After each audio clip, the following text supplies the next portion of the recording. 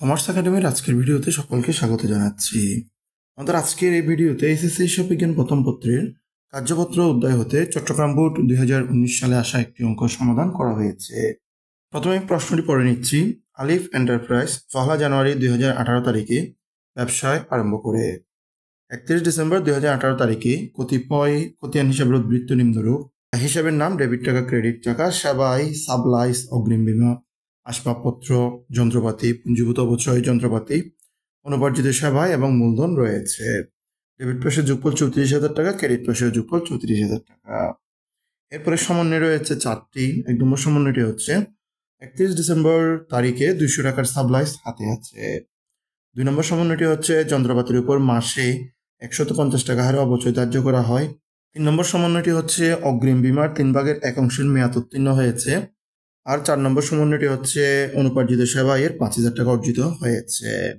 ক, খ, গ তিনটি কাজ রয়েছে। ক নম্বর কাজটি হচ্ছে 31 ডিসেম্বর 2018 তারিখে যন্ত্রপাতির সমাপনী মূল্য নির্ণয় করো। আর খ নম্বর কাজটি হচ্ছে উপযুক্ত তথ্যের ভিত্তিতে প্রয়োজনীয় সমন্বয় দাখিলা দাও। আর গ নম্বর কাজটি হচ্ছে 10 ঘর বিশিষ্ট কার্যপত্র প্রস্তুত করো। আমরা ধাপে ধাপে প্রতিটি কাজই সম্পন্ন করব। ক নম্বর কাজটি হচ্ছে 31 ডিসেম্বর 2018 তারিখে যন্ত্রপাতির সমাপনী মূল্য নির্ণয় করো। সমাধানে এসে ক নম্বরে 31 ডিসেম্বর 2018 তারিখে যন্ত্রপাতির সমাপনী মূল্য নির্ণয় লিখে বিবরণ টাকা টাকা একটি চক তৈরি করতে হবে। এরপরে বিবরণে লেখা হলো যন্ত্রপাতি। আমাদের প্রশ্নে যে রেওয়ামিল রয়েছে সেই রেওয়ামিলে উল্লেখ আছে যন্ত্রপাতি হচ্ছে 20,000 টাকা। তাহলে যন্ত্রপাতি 20,000 টাকা লেখা হলো। এরপরে সেটা থেকে বাদ যাবে পুঞ্জীভূত অবচয়। এক্ষেত্রে আগের পুঞ্জীভূত অবচয় রেওয়ামিলে 3,000 টাকা আছে। আবার সমন্বয়ে বলা আছে প্রতি মাসে 150 টাকা হারে অবচয় ধার্য করা হয়। তাহলে 3,000 টাকার সাথে এই 150 টাকা করে 1 বছরের অবচয় যোগ করতে হবে। তাহলে 150কে যখন 12 দিয়ে গুণ করা হয়েছে 1 বছরের অবচয় 3,000 টাকার রেওয়ামিলের আগের পুঞ্জীভূত অবচয়। তাহলে যোগ করলে 4,800 টাকা আসবে। 20,000 টাকা থেকে 4,800 টাকা বাদ দিলে 15,200 টাকা থাকে। এটি হচ্ছে যন্ত্রপাতির সমাপনী মূল্য। খ নম্বর কাজটি হচ্ছে উপযুক্ত তথ্যের ভিত্তিতে প্রয়োজনীয় সমন্বয় দাখিলা দেখাও। অর্থাৎ এখানে যে 4টি সমন্বয় রয়েছে তাদের জন্য সমন্বয় জাবেদা দিতে হবে। ক নম্বর সমাধানে এসে আলিফ এন্টারপ্রাইজ সমন্বয় জাবেদা এই শিরোনামে জাবেদার একটি চক তৈরি করতে হবে। এখানে প্রত্যেকটি সমন্বয় জাবেদা হবে ডিসেম্বরের 31 তারিখ অর্থাৎ হিসাব বছরের শেষ দিন। তো তারিখে 2018 ডিসেম্বর 31 তারিখ লেখা হলো। 1 নম্বর সমন্বয়টি ছিল 31 ডিসেম্বর তারিখে 200 টাকার সাপ্লাইস হাতে আছে। আমাদের যেটি প্রশ্নের রেওয়ামিল ছিল সেখানে সাপ্লাইস বলে 1,000 টাকা ছিল। এখন সমন্বয়ে বলছে 200 টাকা হাতে আছে, সেই হিসেবে 800 টাকা খরচ হয়েছে। এই 800 টাকা খরচ হলে জাবেদা দাখিলা দিতে হবে। সাপ্লাইস খরচ হিসাবকে ডেবিট করে তার বিপরীতে সাপ্লাইস হিসাবকে ক্রেডিট করা হবে। টাকা হবে 800 টাকা। সাপ্লাইস খরচ সমন্বয় করা হলো। আর 2 নম্বর সমন্বয়টি হচ্ছে যন্ত্রপাতির উপর মাসে 150 টাকা হারে অবচয় ধার্য করা হয়। এক্ষেত্রে জাবেদা হবে অবচয় খরচ হিসাব ডেবিট, পুঞ্জীভূত অবচয় হিসাব যন্ত্রপাতি ক্রেডিট। 150 টাকা হলে 12 মাসের জন্য 1,800 টাকা। যন্ত্রপাতির উপর মাসে 150 টাকা হারে অবচয় ধার্য করা হলো। আর 3 নম্বর সমন্বয়টি হচ্ছে অগ্রিম বীমার 3/1 মেয়াদ উত্তীর্ণ হয়েছে। আমাদের প্রশ্নের রেওয়ামিলে অগ্রিম বীমা 3,000 টাকা ছিল। তাহলে এর 3/1 হবে 1,000 টাকা মেয়াদ উত্তীর্ণ। এটারই জাবেদা দাখিলা দিতে হবে। তার জন্য জাবেদা হবে বীমা খরচ হিসাব ডেবিট, অগ্রিম বীমা ক্রেডিট। টাকার পরিমাণ হবে 1,000 টাকা। অর্থাৎ 3,000 টাকা 3/1 ব্যাখ্যা হবে মেয়াদ উত্তীর্ণ বীমা সমন্বয় করা হলো। আর 4 নম্বর সমন্বয়টি হচ্ছে অনুপার্জিত সেবায়ের 5,000 টাকা অর্জিত হয়েছে। এটার জন্য সমন্বয় জাবেদা হবে অনুপার্জিত সেবায় হিসাব ডেবিট, সেবায় হিসাব ক্রেডিট। টাকা হবে 5,000 টাকা। ব্যাখ্যা হবে অনুপার্জিত সেবায়ের অর্জিত অংশ সমন্বয় করা হলো। গ নম্বর কাজটি হচ্ছে 10 ঘর বিশিষ্ট কার্যপত্র প্রস্তুত করো। তাহলে গ নম্বরে এসে আলিফ এন্টারপ্রাইজ কার্যপত্র 10 ঘর বিশিষ্ট 2018 সালের 31 ডিসেম্বর তারিখের সমাপ্ত বছরের জন্য এভাবে শিরোনাম করে একটি চক তৈরি করে নিতে হবে। এক্ষেত্রে ক্রমিক নম্বরের একটা গড়, হিসাব শিরোনামের একটি গড়, আবার রেওয়ামিলের অধীনে ডেবিট ক্রেডিট 2টি গড়, সমন্বয়ের অধীনে ডেবিট ক্রেডিট 2টি গড়, সমন্বিত রেওয়ামিলের অধীনে ডেবিট ক্রেডিট 2টি গড়, আয় বিবরণীর অধীনে ডেবিট ক্রেডিট 2টি গড় এবং আর্থিক অবস্থা বিবরণীর অধীনে ডেবিট ক্রেডিট 2টি গড় তৈরি করতে হবে। এর পরবর্তীতে এভাবে চক তৈরি করার পর প্রথম কাজটি হবে প্রশ্নে যে রেওয়ামিলটি দেওয়া ছিল সেটি ক্রমিক নম্বর এবং হিসাব শিরোনামের গড়ে লিখে রেওয়ামিলের ডেবিট পাশে ডেবিট টাকাগুলো, ক্রেডিট পাশে রেওয়ামিলের ক্রেডিট টাকাগুলো লিখে ফেলা। এক্ষেত্রে 1 নম্বরের সেবা আয় 12,000 টাকা আছে, এটি লেখা হয়েছে, রেওয়ামিলের এটি প্রথমেই আছে। এরপরে 2 নম্বরে রয়েছে সাপ্লাইস 1,000 টাকা, অগ্রিম বীমা 3,000, আসবাবপত্র 10,000, যন্ত্রপাতি 20,000, পুঞ্জীভূত অপচয় যন্ত্রপাতি 3,000, অনুপার্জিত সেবায় 6,000, মূলধন 13,000। রেমিলটি এভাবে ছিল। এর পরবর্তী কাজ হচ্ছে আমাদের যে 4টি সমন্বয় রয়েছে এই 4টি সমন্বয় এখানে সমন্বয়ের ঘরে তুলে ফেলা। যে সকল সমন্বয়ের জাবেদার হিসাবগুলো হয়েছে তার মধ্যে যে হিসাবগুলো রেমিলে থাকবে তার জন্য এখানে নতুন করে আর আলাদা ক্রমিক হিসাব নিতে হবে না, যেগুলো রেমিলে থাকবে না সেগুলো এখানে আলাদা করে ক্রমিক হিসাব নিতে হবে। তাহলে এখানে এই প্রশ্নে 1 নম্বর সমন্বয়টি ছিল 200 টাকা সাপ্লাইস হাতে রয়েছে, তার জন্য জাবেদা দেওয়া হয়েছিল সাপ্লাইস খরচ ডেবিট 800, সাপ্লাইস ক্রেডিট 800। তো 1000 টাকা ছিল, 200 টাকা হাতে থাকলে 800 টাকা খরচ হয়েছিল, 800 টাকা জাবেদা। 9 নম্বর ক্রমিকে এসে সাপ্লাইস খরচ বলে নিয়ে সমন্বয় বরাবর ডেবিট পাশে 800 টাকা লেখা হয়েছে, উপরে 2 নম্বরে সাপ্লাইসের ঘর আছে সেটি বরাবর ক্রেডিট পাশে 800 টাকা। দ্বিতীয় সমন্বয়টি হচ্ছে যন্ত্রপাতির উপর প্রতি মাসে 150 টাকা হারে অবচয় ধার্য করতে হবে। প্রতি মাসে 150 টাকা হারে অবচয় ধার্য করলে 1 বছরের অবচয় আসে 1800 টাকা।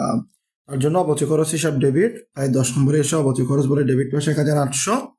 এরপরে 6 নম্বরে পুঞ্জীভূত অবচয় যন্ত্রপাতি আছে সেটি বরাবর ক্রেডিট পাশে 1800। 3 নম্বর সমন্বয়টি হচ্ছে অগ্রিম বিমার 3/1 অংশের মেয়াদ উত্তীর্ণ হয়েছে, তার জন্য বিমা খরচ ডেবিট করে অগ্রিম বিমাকে ক্রেডিট করা হয়েছিল। আমাদের অগ্রিম বিমার টাকা মিলে 3000 টাকা ছিল, সেটার 3/1 হচ্ছে 1000 টাকা। তাহলে বিমা খরচ বলে ডেবিট পাশে 1000 টাকা, অগ্রিম বিমা বরাবর ক্রেডিট পাশে 1000 টাকা সমন্বয়ের করে। এরপর 4 নম্বর সমন্বয়টি হচ্ছে অনুপার্জিত সেবা আয়ের 5000 টাকা অর্জিত হয়েছে, তার জন্য অনুপার্জিত সেবা আয়কে ডেবিট করা হয়েছে। তাহলে 7 নম্বর অনুপার্জিত সেবা আয় বরাবর সমন্বয়ের ডেবিট পাশে 5000। এরপরে 1 নম্বরে সেবা আয় আছে, সেবা আয় বরাবর সমন্বয়ের ক্রেডিট পাশে 5000। সমন্বয়গুলো তোলা হয়ে গেলে পরবর্তী কাজ হচ্ছে সমন্বিত রেমিলের কাজ করা। আবার এরপরে আয় বিবরণী আবার আর্থিক অবস্থার বিবরণীও আছে। রেমিল এবং সমন্বয় এই দুইটা যোগ বিয়োগ করে সমন্বিত রেমিলে বসাতে হবে। এরপরে সমন্বিত রেমিলে যে টাকাটা আসবে সেখান থেকে আয়ের টাকাগুলো আয় বিবরণী ক্রেডিট পাশে, ব্যয়ের টাকাগুলো আয় বিবরণী ডেবিট পাশে, সম্পদগুলো আর্থিক অবস্থার বিবরণী ডেবিট পাশে, দায় ও মালিকানা সত্ত্বগুলো আর্থিক অবস্থার বিবরণী ক্রেডিট পাশে। এক্ষেত্রে শুরুতে রয়েছে সেবায় রেমিলের ক্রেডিট পাশে 12,000, সমন্বয়ের ক্রেডিট 5,000। 12,000 আর 5,000 যোগ করলে সমন্বিত রেমিলের ক্রেডিটই 17,000 টাকা হবে। এটি আয় হওয়ার কারণে আয় বিবরণীর ক্রেডিটও 17,000 টাকা। 2 নম্বরে হচ্ছে সাপ্লাইস ডেবিট 1000 টাকা আছে, ক্রেডিট হয়েছে 800 টাকা। 1000 টাকা ডেবিট থেকে 800 টাকা ক্রেডিট বিয়োগ করলে সমন্বিত রেমিলের ডেবিট 200 টাকা।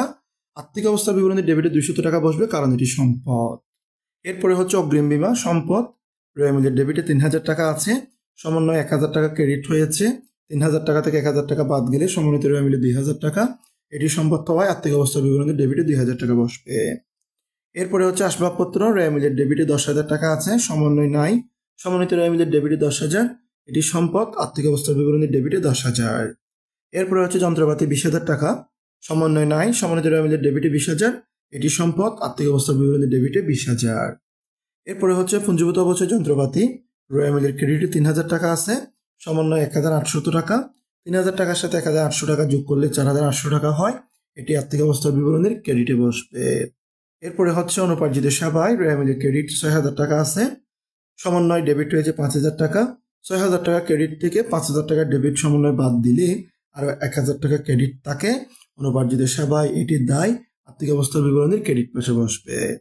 এরপরে হচ্ছে মূলধন 13,000 টাকা আছে, সমন্বিত রেমিলের ক্রেডিটেও 13,000 টাকা বসবে, এটি মালিকানা সত্ত্ব আর্থিক অবস্থার বিবরণী ক্রেডিটেও 13,000। এরপরে সাপ্লাইস খরচ, এটি খরচ, সমন্বয়ের ডেবিটে 800, সমন্বিত রেমিলের ডেবিটে 800, আয় বিবরণীর ডেবিটেও 800। অবচয় খরচ, এটিও খরচ, সমন্বয়ের ডেবিট 1,800, সমন্বিত রেমিলের ডেবিট 1,800, আয় বিবরণীর ডেবিট 1,800। বিমা খরচ, এটিও খরচ, সমন্বয়ের ডেবিট 1,000, সমন্বিত রেমিলের ডেবিট 1,000, আয় বিবরণীর ডেবিটে 1,000। এর পরবর্তী কাজ হচ্ছে যোগফল নির্ণয় করা। রেমিলের ডেবিট পাশ ক্রেডিট পাশ যোগফল দুই পাশ সমান হবে 34,000 টাকা করে।